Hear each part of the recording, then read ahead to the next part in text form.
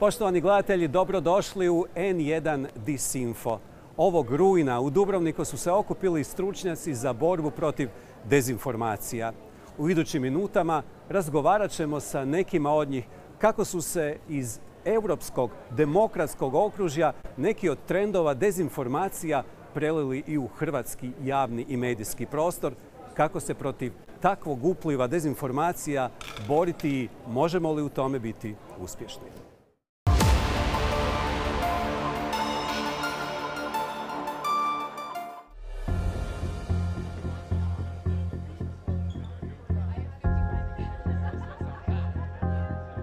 Znači, Europski opservatorij za digitalne medije je jedno tijelo koje je uspostavljeno s jedne strane od Europske unije, s druge strane od obrazovnih institucija s ciljem borbe protiv dezinformacije. ADMO je, odnosno EDMO, kao šire jedno tijelo koje koordinira te aktivnosti, vrlo bitno zbog toga što se količina dezinformacija danas koji se dijeli i koji se nalazi u tom nekakvom javnom prostoru, ne nužno samo virtualnom prostoru, dakle na internetu, nego općenito u društvu, značajno povećao. S jedne strane, s druge strane, zbog toga što smo postali svjesni negativnih efekata širenja takvih dezinformacija. Problem je što smo u biti primijetili mi kao istraživači, ali općenito u društvu, u medijima, jest da količina tih informacija je velika, a za posljedicu ima da dovodi u pitanje samo opstojnost društva, odnosno zajednica koje mi djelujemo u osnovi demokratskog sustava i demokratskih institucija koje djeluju. Dolazi do de facto polarizacije društva, gdje imamo one koji su za i koji su protiv. Dok u prijašnjim nekakvim iskustvima i društvima ili prije 10-ak možda čak godina postoji nekakav zajednički nazivnik među većinom građana koji žive na nekom području i nekoj zemlji. Danas je ta podjela sve jača i veća. Najbolji primjer vam je Sjedinjene Američke Države sa dugom tradicijom demokracije, gdje danas imamo dva tabora, republikanca s jedne strane i demokrate s druge strane, sa vrlo malo poveznica u smislu nekakvih zajedničkih ciljeva kuda bi to američko društvo trebalo ići.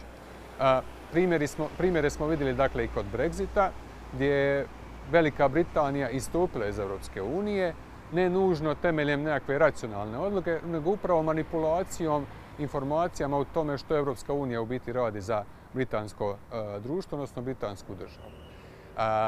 Dakle, veliki je primjer, odnosno broj primjera koji nam to dokazuju i pokazuju u proteklih 5 godina da dezinformacije prave stvarnu štetu u državama, odnosno u društvima u kojim živimo.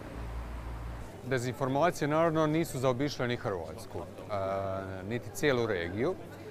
U stvari, mi smo upravo zbog te pozicije, s obzirom da smo članica Europske unije, s jedne strane, a s druge strane da smo okruženi zemljama koji su bilo pristupaju Europskoj uniji, bilo nisu članovi Europske unije, izloženi smo velikom broju tih dezinformacija. Svoje geostrateške interese na ovom području imaju i Rusija i Kina i cijeli niz drugih zemalja i upravo one upotrebom tih nekakvih instrumenata ili borbom na način da koriste dezinformacije u ostvarivanju tih svojih interesa i utječu na ono što se događa u Hrvatskoj.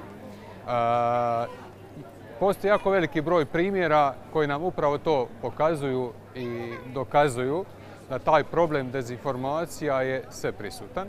Covid je možda to najbolje pokazao, a danas imamo upravo kroz rat u Ukrajini nastavak i vidimo da u biti jednaki izbori, odnosno jednaka web mjesta su prepuna takvih dezinformacija, odnosno dezinformacija čiji je narativ sasvim drugačiji, ali ima jedan zajednički cilj, a to je da promijeni medijsku zbilju, odnosno medijsku sliku onoga što se stvarno danas događa u Hrvatskoj. Jedan od načina kako, recimo, ti međunarodni igrači pokušavaju utjecati na države koji su nekakvog njihovog geostrateškog interesa jest da pokušavaju manipulirati, odnosno utjecati na rezultate izbora. Dakle, Amerika je to definitivno pokazala.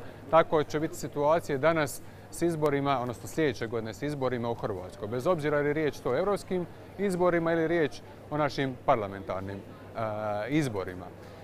Cilj je poljuljati povjerenje građana u institucije, cilj je poljuljati povjerenje građana u demokraciju i samim time su oni ostvarili određene ciljeve, bilo da budu izabrani oni ljudi koji će bolje predstavljati i zastupati njihove interese, bilo da građani neće podržati nekakve zajedničke ciljeve koje bi trebali imati članice Europske unije ili članice NATO-a. Pa prvo moramo razumjeti što se događa i na koji način se recimo dezinformacije šire i koji su to akteri i izvori samih dezinformacija. Upravo zbog toga nam je potrebna akademska zajednica koja to može neovisno istražiti i doći do takvih nekakvih saznanja. A onda mediji i fact-checking organizacije, naravno u suradnji sa drugim akterima, na prvom mjestu platformama koji trebaju u biti podijeliti istinu, odnosno ono što je faktografski točna informacija,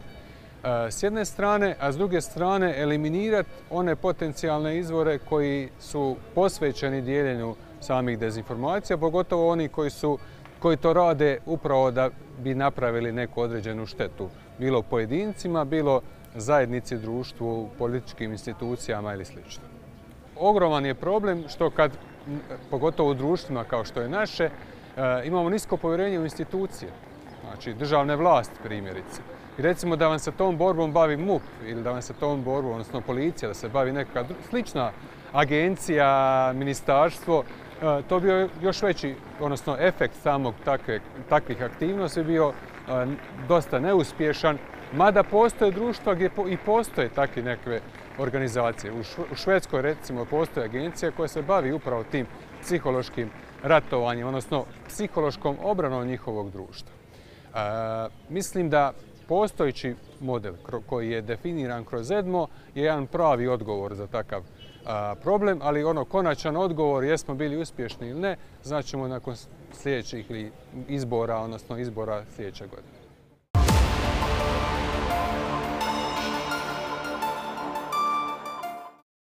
Okay, in N1 DISinfo, our next guest is Paola Gori, EDMO Secretary General.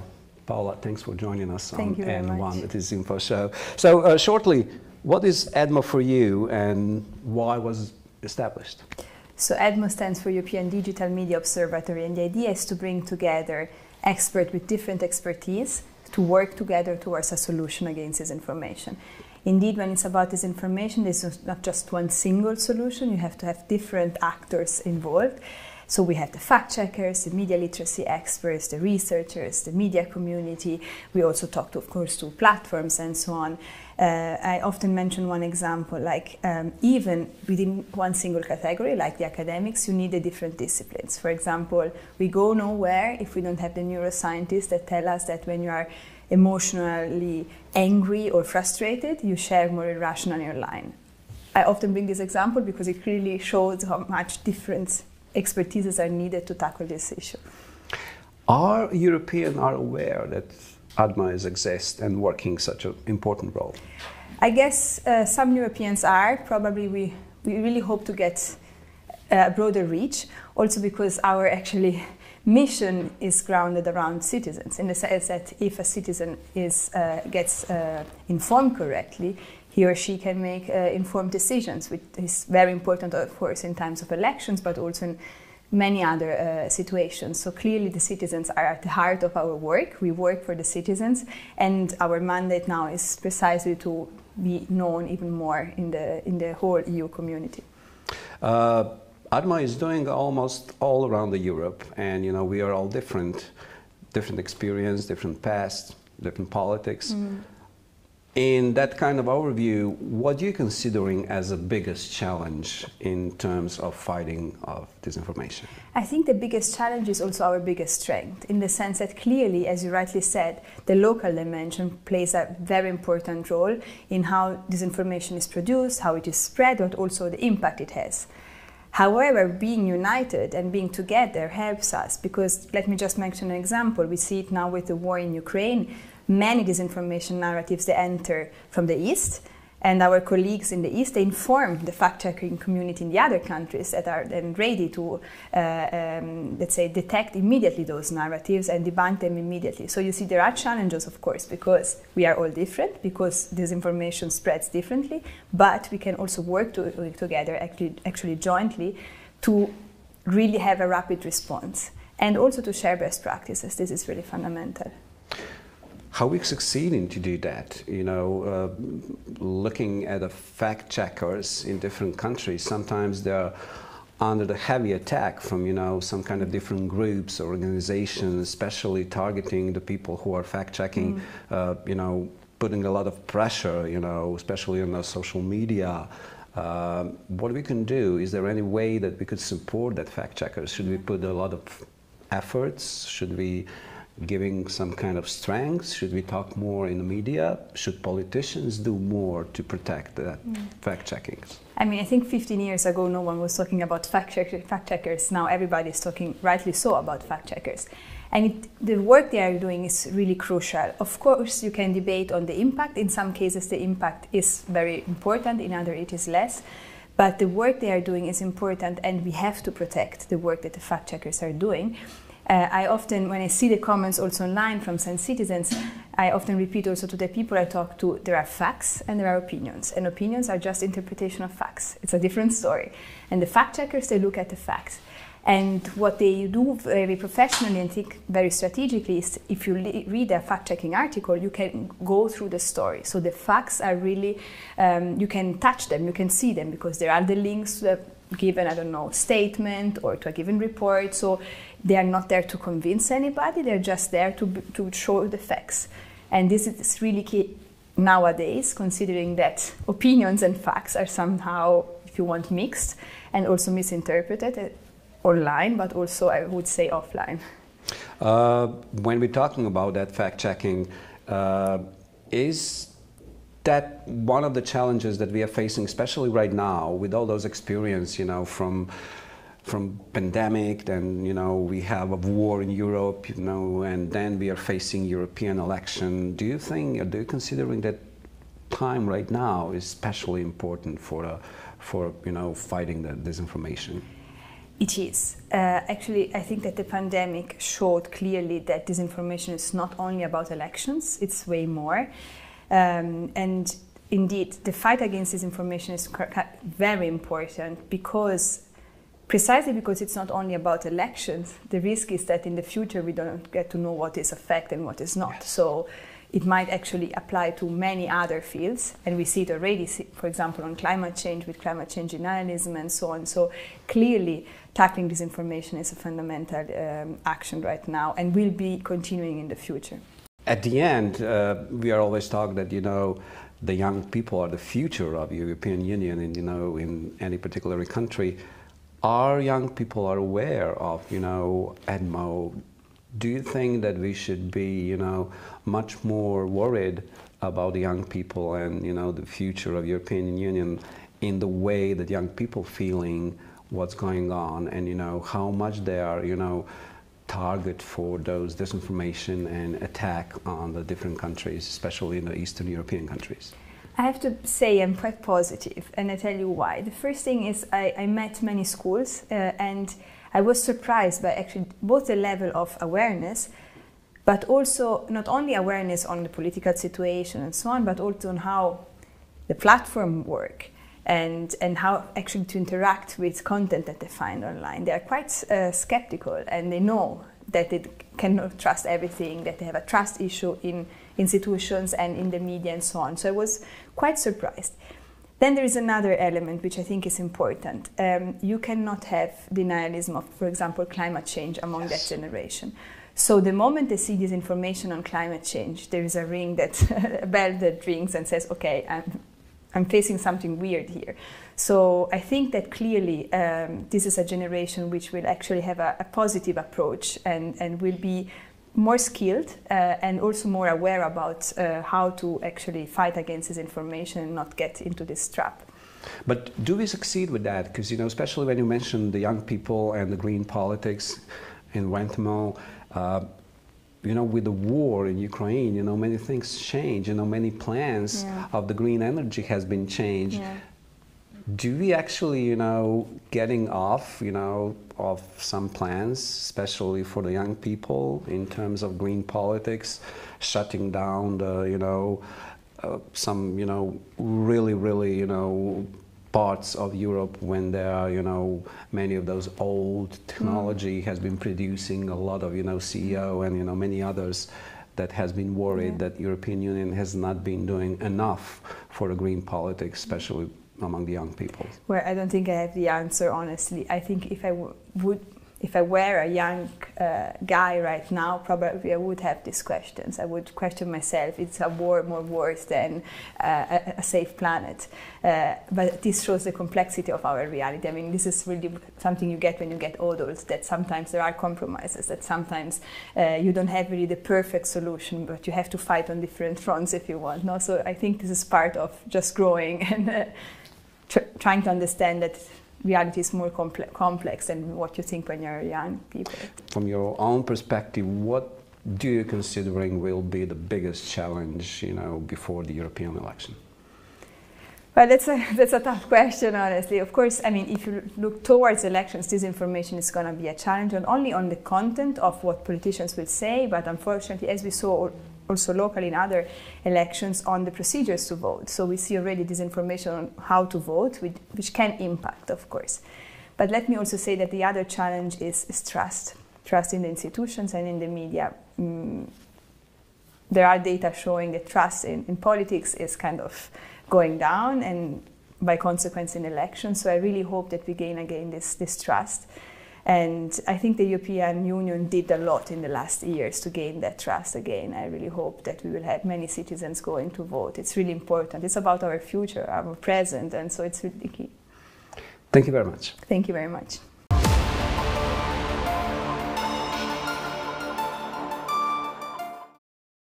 So, Christina Stumpf, head of the Media Convergence and Social Media Unit of the European Commission, thank you for joining us on the N1 DISinfo show. Thank you for being our guest. Thank you very much for having me. So, in times of tectonic geopolitical changes, can traditional media concept win over the social media? I believe it's not to win over it. I think to go hand in hand. Compete. Basically. I believe that these two approaches need to work together, that basically traditional media has to embrace social media, and it is already happening. And I think there is a lot of elements from traditional media that can be extremely helpful in this context. For example, to give context, or to give trust to the information that is carried to the public, and to have a trusted source. At the same time, it is important to embrace the ways how people are now digesting and approaching media. But definitely we from media, you know, feeling that pressure from social media, because, you know, social media is sometimes just kind of platform for, you know, spreading the fake news and the false information.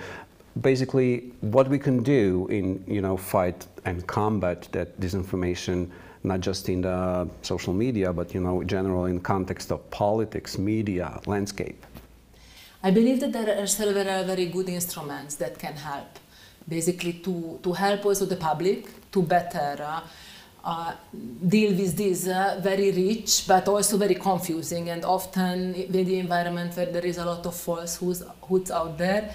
I think that fact-checking is, for example, a wonderful tool and very impactful one. So many media companies are having a fact-checking arm that is very impactful. And now we see also in the new reports on the Code of Practice on Disinformation that fact-checking has an impact on user behavior. Other elements, I believe, that can be very important in this context is media literacy, to give more information, and also so that the public can approach the information in a more critical way, and then also turn to more trusted players who have established themselves as a trustworthy source. We are living in very challenging times, and plus of that we are facing very soon European election. What specifically European Commission could do fighting the disinformation and, you know, influence that might be, you know, sometimes very specifically targeting that time before the election, spreading the fake news or disinformation? Indeed, this will be a crucial time for our democracies, so it is very important that the public can make its decision without undue influence, without manipulation, from which player this is coming from. So indeed, I fully agree with that. The Commission is working on that on several angles. One are the elements of our anti-disinformation policy. There we have the code of practice on disinformation with a strong signatory community behind. Big online platforms, but also civil society fact-checkers are part of it. And under the code of practice, the signatories are also preparing for the European elections to put measures in place to reduce the amount of disinformation going around there.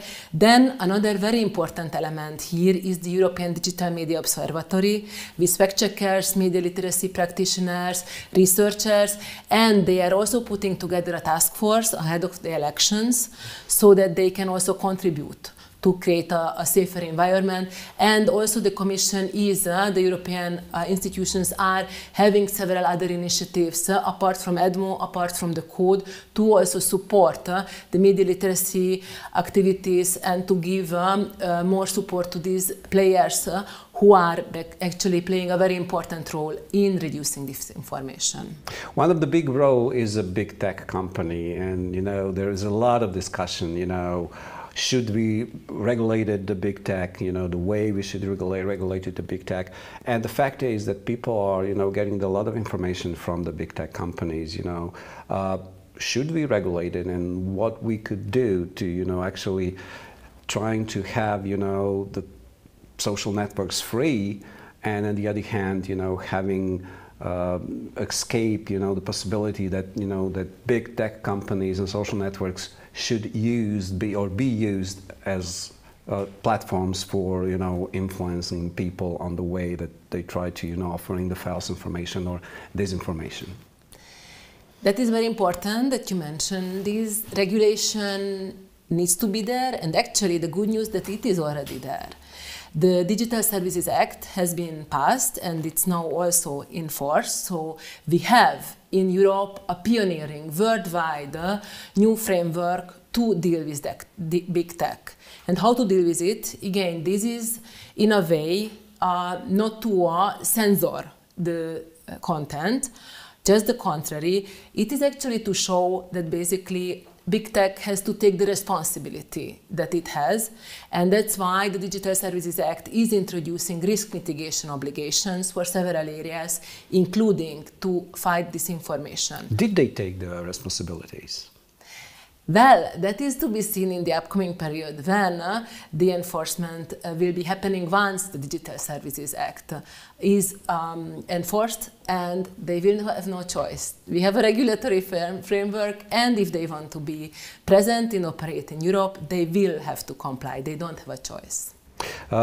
You are here in Dubrovnik. What do you find so far, the conference, the meeting, the people from, different countries?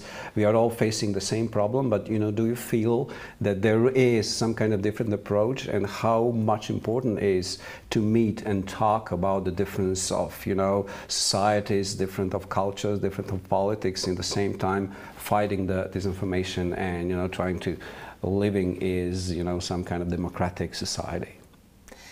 This conference is wonderful, and it's wonderful to be here in Dubrovnik. It's an excellent and beautiful location to have these important discussions.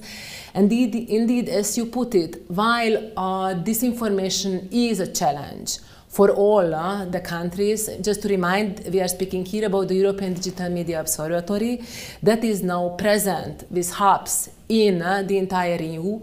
So it has an approach where it is an EU-wide program. At the same time, it can cater for regional, national specificities to make sure to fight also the particular challenges that are present in the different member states. For example, disinformation around Ukraine is posing more challenges in some countries in Central Eastern Europe than in other parts. So this has to be taken into account, and the exchange between these wonderful and very committed professionals can bring real results to enrich each other's experiences and to learn from each other's best practices and to make their work even more impactful.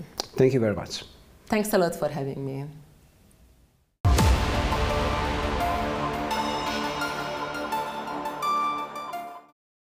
In this episode of N1 DISinfo, I'm really happy to have Giovanni Zagni, Chair of EDMO Task Force on EU 2024 elections. with me. Giovanni, thank you for joining us on DISinfo. From your perspective, what are the biggest challenges for Europe ahead of 2024 elections? Well, I think that one of the biggest challenges is to make it really a European election. You know, we are talking about 27 countries with 24 national languages. So the European Union has always struggled to have a really European public debate, and in that sense also to have a real European election that can talk to all the citizens at the same time and not having just different elections at the national level. Secondly, the point is to engage the citizens, especially in some countries in Central Europe. You have a really problem with a low turnout, so people are not showing up, maybe because they are not convinced that it is something that they should be interested in. And thirdly, and most importantly, the third challenge is to have a really free and fair public debate, because that's the basis for having a free and fair election. And that is where the issue of disinformation and misinformation comes in. You cannot have a free and fair debate if you don't have the right information for you, that you need to have in order to decide who to vote for. Just recently in Croatia, there was an interesting topic being on the front page of every newspaper and TV show, is that the ex-president of Croatia, Kolinda Grabar-Kitarović, just recently said that she lost the latest presidential election because of the hybrid war from Russian side ahead of the 2024 European election. Do you afraid, or do you think that that might be, one of the danger for democratic societies in Europe, that influence not necessarily from Russian side, but from all those different sides who might be interesting to interfere in the results of European election? For sure, there will be a strong interest in interfering with European elections. And here we have to distinguish very clearly between what happens in the different regions of Europe. In some countries which are more on the forefront of this battle, so to say, we have proof and we are sure that there is meddling from external states and external forces in the public debate. But the problem with that is that in Europe, in some other countries, such foreign interference was not detected. For example, fact-checkers in Spain, recently they had an election, and as far as they know, they weren't able to see proof of direct intervention of foreign countries into their media sphere. While on the other hand, some other places like Bulgaria, which is where Russian is also a very well-known language, there you can see those kind of operations much more clearly. So it really depends a lot from the part of the Europe, but yes, this is an issue at the European level. Are European citizens and especially voters aware of that? Because all those experience that we had from just recent past, like pandemic, and then the war, then energy crisis, it's influenced strongly on everyday living in Europe. So there is so much space for opening some kind of disinformation that yes, European politics for supporting the Ukraine is actually guilty for how prices of energy and everything else. So do you think that the people are aware that that is some kind of battlefield that might be used against the European politicians and democratic societies? I would say that generally speaking, it's kind of a contradictory stance. So people are aware that those things are happening, but at the same time, they do not care very much. So they tend to see something that, for example, goes toward what they think, and they don't care who that is coming from. So even if it's foreign intervention in your media ecosystem, still you believe that they are the ones that are telling the truth. So they are a bit aware in some sense, but they are also not so interested in seeing that as a real problem. But anyway, do you see, that influence might be affecting the European society, some kind of disinformation that might be really, really crucial for, people's choice on the election, or, that might influence, already on thinking is it worth to go to election point and, you know, just try to make some decisions or try to improve or giving the vote, that vote, will it be counted for some kind of better future of Europe? So do you think that those influences are real, and, you know, how media and how European politicians could fight that? I think they are real and varies a lot from the country. In some countries they are crucial, in some others are maybe less relevant. Depends also on the media ecosystem. But I think that the politicians, generally speaking, as the political class, they do not have the duty to inform the public. They have to they want to convince them. To inform the public, there's the media. And what the political class really needs to do is to value the independence, the variety of media across Europe. That is the thing that is going to make the difference. Because it is not so much a problem if the politicians lie. It is a problem if there are no strong independent media that can say that that is a lie.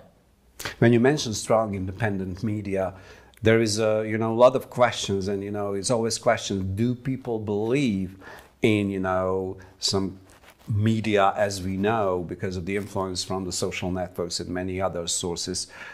With EDMO and project, which is actually made for try to combat the disinformation or some kind of influence, do you think that EDMO might be successful? And do you think that media together with society, with science, with some kind of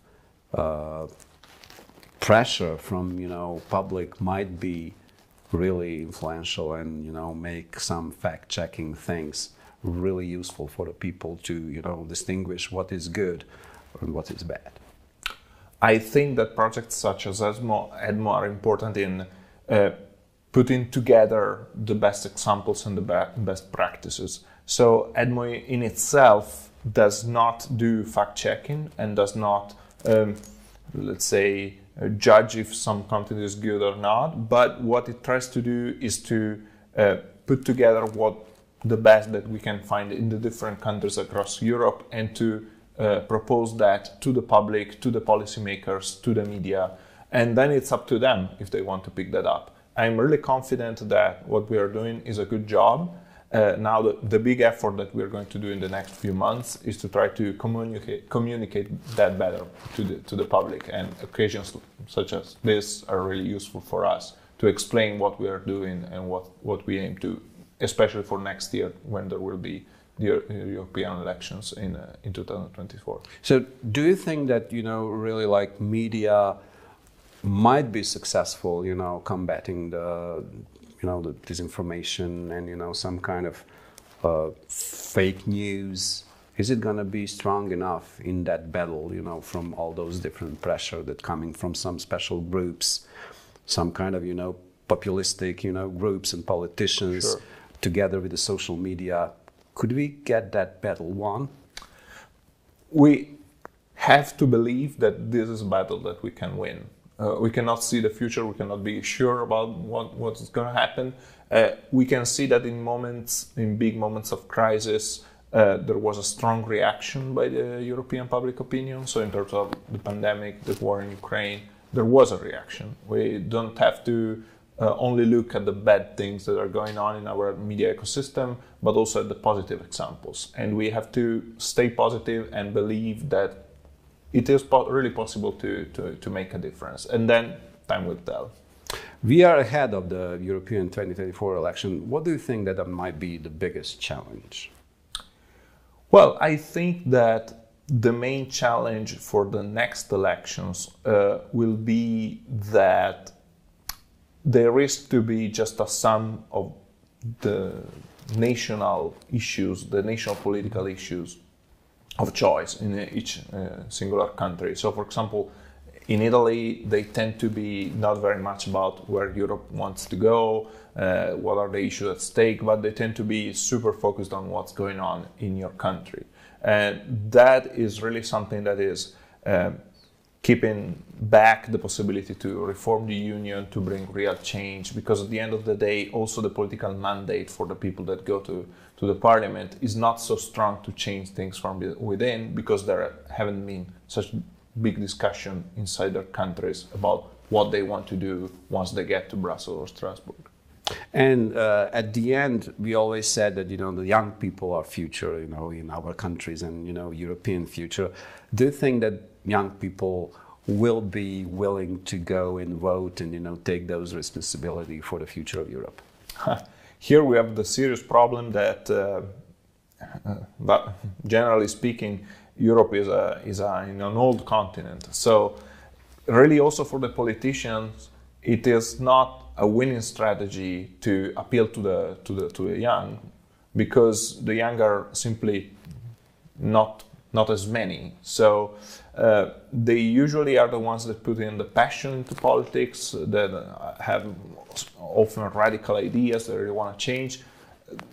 But we really need a political class that is able to think longer than 10, 20 years, because otherwise, they will always appeal to people that, the vast majority of people which are not young. Thank you very much. Thank you. Thank you for having me.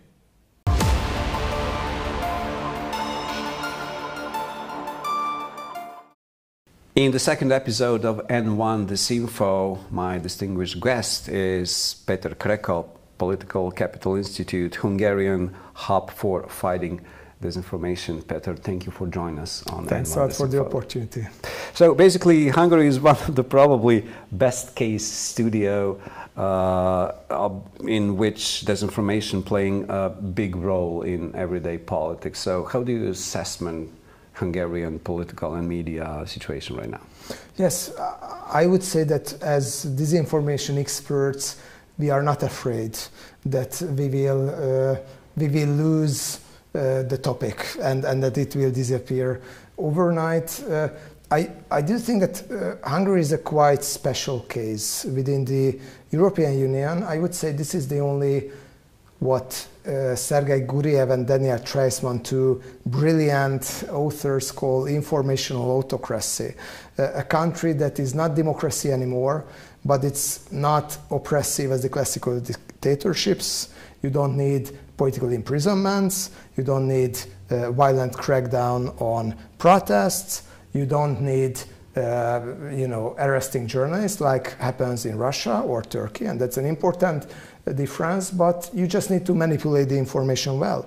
And if you can do it very efficiently as a political leader, then you first look democratic. Second, you really can create a legitimacy for your government. And this is what is happening in Hungary. Last year, we had the fourth elections where Fidesz could gain a 2/3 majority in the parliament. It's a constitutional majority. Last time they just gained a bit less than 50% of the votes. But if you can do it in 4 elections in a row, yeah, it happened beforehand, in Japan, in some other countries. In democratic world, you rarely have that. Voters don't like the instability of democratic politics, but it's a merit of democracy. Viktor Orbán can be on power for so long time because he set up a media environment and of course a legal environment where, for example, there is no discussion on corruption scandals. There are no discussions on people dying in hospitals for the lack of finances of healthcare, and the list goes on. So if you control the media, then you can do practically any kind of political mistakes because it won't have a political consequence. And just one current example for that, Hungary right now has the highest inflation within the whole European Union. At some points it was more than 20%. Right now it's 16%. You can feel it. You have less money. Still, most of the voters, and especially the governmental voters, do not turn away from the government. Why? Because they blame Brussels. So This is a highly efficient way of governance. This is not a democratic governance. And I think the important lesson from Hungary is that you need a plural media system where there are different opinions. Even if it's polarized, it's much better than if you have one dominant voice. What Orbán could achieve is that one by one boot up the media outlets and turn them to government mouthpieces. It were mainly oligarchs who were buying up this media from EU money indirectly. And then he created a huge centralized media conglomerate that makes the Hungarian media system more centralized institutionally than, for example, the Turkish one. And just one final thought about that. I think Hungary is a special case, but you can see similar trends in other countries. And Orbán is an inspirational leader. He's inspiring politicians in Slovakia, in Croatia, in Serbia, and in Austria, and a whole lot of other countries. That's exactly my second question. When you mentioned that narratives, which is like recognized from European perspective, that with some kind of state-controlled media and money, you could control the political and media landscape in country. But then at the same time, which is really interesting or strange, that some other countries seeing the narrative in Hungary as some kind of role of independency, strong government which is fighting against some bureaucrats from European Union, fighting strongly against the migrations and some other questions, which is also very dangerous and interesting. Why Hungary has such a role that some people are strongly opposed what's going on, but then some minority groups or even political parties are applauding the Orbán and said that's the way that we could govern the politics in our country? Yeah, perfect question. I think there are three important reasons for that. One is that Orbán, as a quite charismatic leader, can be highly persuasive for Hungarian voters as well, and it's part of the story, of course. He's a talented politician and can talk in a way that the audience does not question that he believes what he says. He is, how to say, good actor in the sense that plays very well the role of the populist. Why, after spending 13 years in government in a row, you are not really part of the people anymore. So I think Orbán's personality as such plays a role in that. The second thing is that Orbán invests a lot in Hungarian soft power. According to investigative journalists, he gave political advices through his consultants in Croatia, in Slovenia. He has his allies in Serbia, in North Macedonia, in Czech Republic, and so on. And if you are a Central Eastern European leader and you are looking for some ways on how to keep the power for long, this is what all the politicians want, if we are honest, then you turn for Viktor Orbán, because he is the success man of keeping the power. When Heinz Christian Strache, the previous leader of the Austrian Freedom Party, so it's not just in the new member states, was videotaped in the so-called Ibiza scandal. He told that I want a media empire like Orbán does. And even people who openly criticize Orbán are envious of him, because if you are a politician and want to rule for a long time, Orbán sets the model, and Orbán sells the model and builds an alliance around it. And I think the third interesting factor is that, Central Eastern European countries and new member states are fed up with Western models. They don't want to be the pupils anymore. Here is a new emerging voice that is not coming from the West, so it's one of us. While what Orbán talks about, gender culture, cancel culture, LGBTQ issues, woke, things that are not issues in Hungary, migration, climate skepticism, and things like that. There is nothing Hungarian special about that. So most of the narratives Orbán uses is coming either from the European discussions or the American discussions. And he can just rephrase it in a way that it sounds very compelling, even for Americans like Tucker Carlson, while the original source of inspiration was the United States. Orbán is selling back the product that he originally bought from the West, just repackages it. Just my last question regarding the upcoming European parliamentary election. In Croatia, for instance, there might be a lot of questions which is actually domestic politics, not, necessarily the future of Europe and European questions. What's going to be like the main challenges or main topics that will probably decide the results of Hungarian European parliamentary election? What's going to be the, the hottest topics in the European Parliament campaign?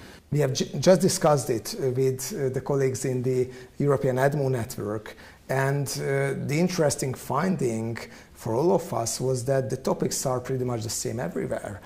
Migration, which is coming up as one of the most important topics in the biggest EU member states as well, like Italy.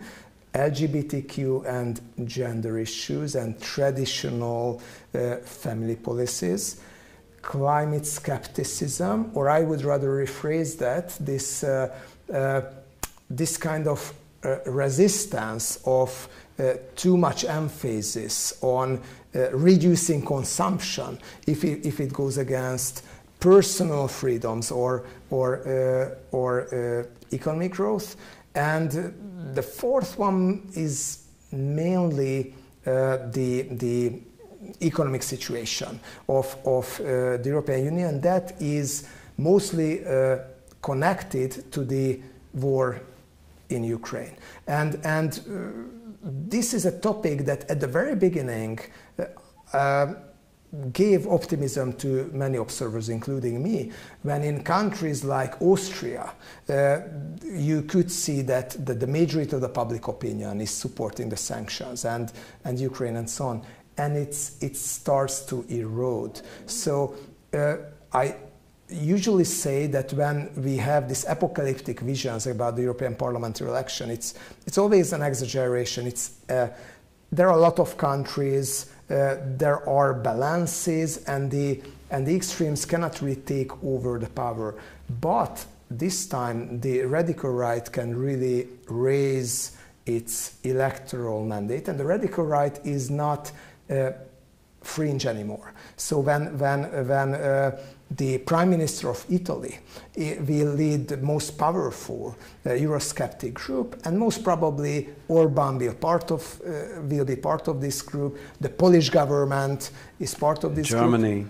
Germany, AfD, which is the second strongest party. So I think it's not the extreme anymore. Euroscepticism have changed its face. Not so many people and even radical right parties want to leave the European Union anymore, but they want to transform it and also want to make it more protectionist and want to make it less integrated. And I think there will be some substantial changes within the European Union this time. And again, we don't have to think about the end of the world. The European Union won't fall apart, but it will probably not be the same democratic political community than it was before, because the Eurosceptics want to reduce it to a project on mutual economic benefits and trade partnerships and practically nothing else. Peter, thank you very much. Thank you very much for the discussion.